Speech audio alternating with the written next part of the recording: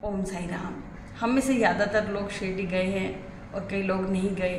आप चिंता मत करो, पापा आपको एक ना एक दिन जरूर बुलाएंगे। जो शिरडी गए हैं उन्होंने नीम के पेड़ को देखा और जो नहीं गए उन्होंने भी नीम के पेड़ के बारे में सुना होगा। जो बाबा का नीम का पेड़ है वो बहुत ही पवित्र पेड़ है, कल्प वृक्ष के समान पवित्र है, क्योंकि बाबा का ज़्यादातर समय इस नीम के पेड़ के नीचे बीतता था और ये बाबा का गुरु स्थान भी है। जब भी लोग शिरडी जाते हैं तो इस नीम के पेड़ की फेरी भी लगाते हैं और नीम के पेड़ के पत्ते भी लेते हैं।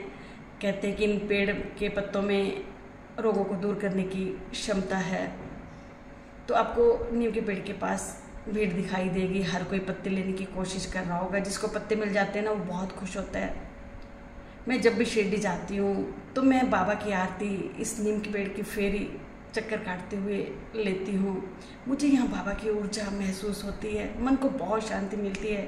आप भी जाओ शिरडी तो बाबा के नीम के पेड़ के नीचे जरूर बैठना।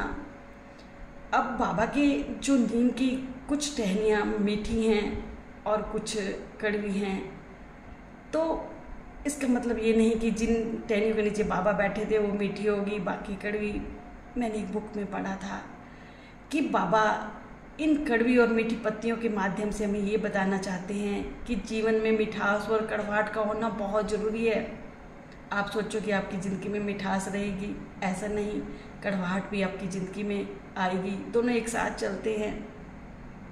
और जो बाबा कहते हैं जो नीम का पेड़ है वो सब पेड़ों में से कड़वा पेड़ है और इसकी कड़वाहट आपके शरीर के लिए बहुत अच्छी है। आपके शरीर की गंदगी को इसकी कड़वाहट बाहर निकालती है। जैसे इसकी कड़वाहट आपके शरीर की गंदगी को बाहर निकालती है, उसी तरह जीवन की जो कड़वाहट है वो आपके मन की गंदगी को बाहर निकालती है।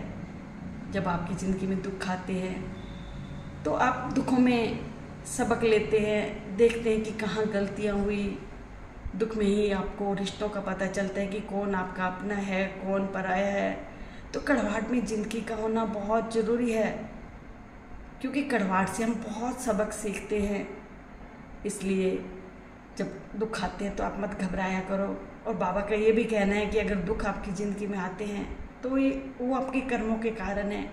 आपके कर्म ही तय करते हैं कि आपकी ज़िंदगी में कितनी मिठास रहेगी, कितनी कड़वाहट रहेगी।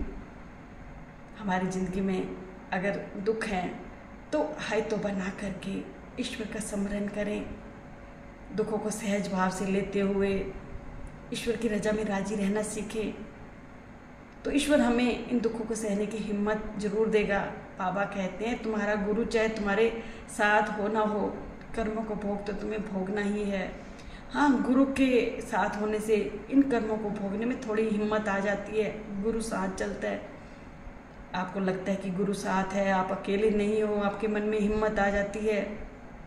इसलिए बाबा इस नीम के पेड़ के माध्यम से ये कहना चाहते हैं कि आपकी ज़िंदगी में कड़वाहट और मिठास दोनों का होना बहुत ज़रूरी है। सुख आए तो उसमें भी आप खुश रहें, दुख आए तो उसमें भी खुश रहें कि ये दुख भी बीत जाएंगे और जो सुख है वो भी बीत जाएंगे। परिवर्तन ही तो ज़िंदगी का नियम है।